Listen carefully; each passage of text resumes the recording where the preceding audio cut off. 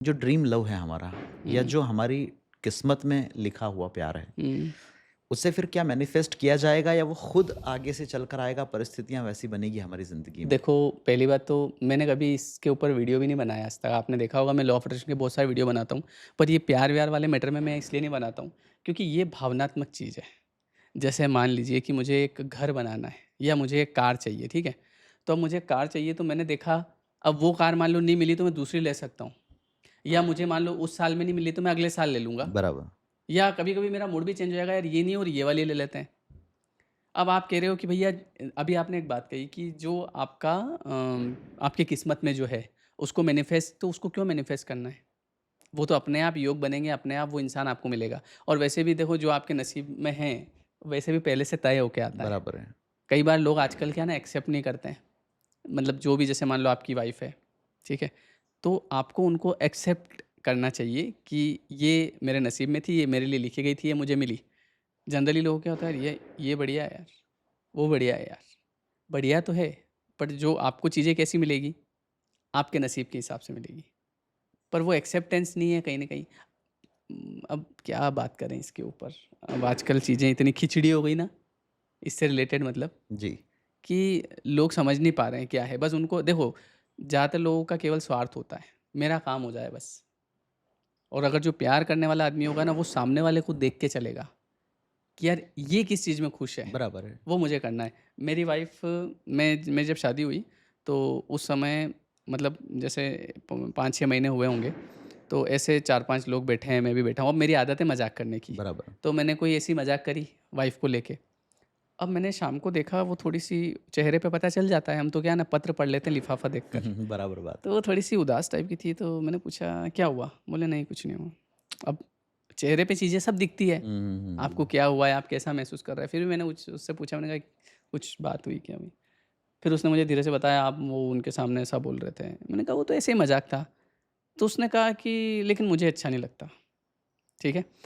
वो लाइन मुझे आज भी याद है, और वो दिन और आज का दिन, आज उस बात को शायद पता नहीं कितने साल हो गए होंगे, 2015 की बात है, आज 25-10 साल हो गए होंगे। तो मैंने वो चीज़ नहीं करी फिर। बराबर।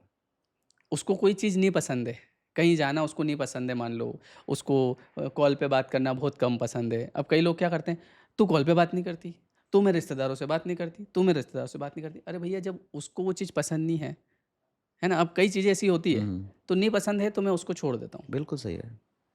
प्रेम मतलब ये थोड़ी है, तेरे को ये करना चाहिए। भई सबका अपना-अपना स्वभाव होता है।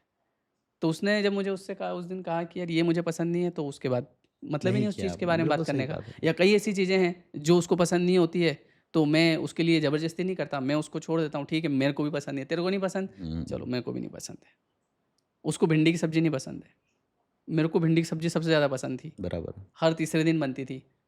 अब चूँकि उसको नहीं पसंद है, तो धीरे-धीरे अब पता नहीं, हम मेरे यहाँ अपने यहाँ भी कितने दिन में बनती है, ठीक है, वो नहीं खाती है तो अब चलो कोई बात नहीं। तो बराबर। प्रेम का मतलब ये है कि सामने वाले की हैप्पीनेस। यहाँ पे क्या हो रहा है भैया, मैं ये कर रहा हूँ तो तू भी ये कर। हुँ, हुँ, हुँ, हुँ, मेरे को ये पसंद है तो तेरे को भी ये पसंद होना चाहिए। हुँ। तेरे को ये क्यों पसंद नहीं है बता, ये तो इतनी बढ़िया चीज़ है। अरे भैया, उसको नहीं है तो आप समझने की कोशिश क्यों नहीं करते हो? तो आजकल कोई समझता नहीं है, बस अपनी-अपनी चलानी, तो ये कोई प्रेम नहीं है। प्रेम मतलब ये है कि सामने वाले की हैप्पीनेस का आपको ध्यान रखना पड़ेगा, और एक और चीज़ कि आपकी वज़ह से उसको परेशानी नहीं होनी चाहिए, उसको ग्रोथ मिलनी चाहिए। और बराबर।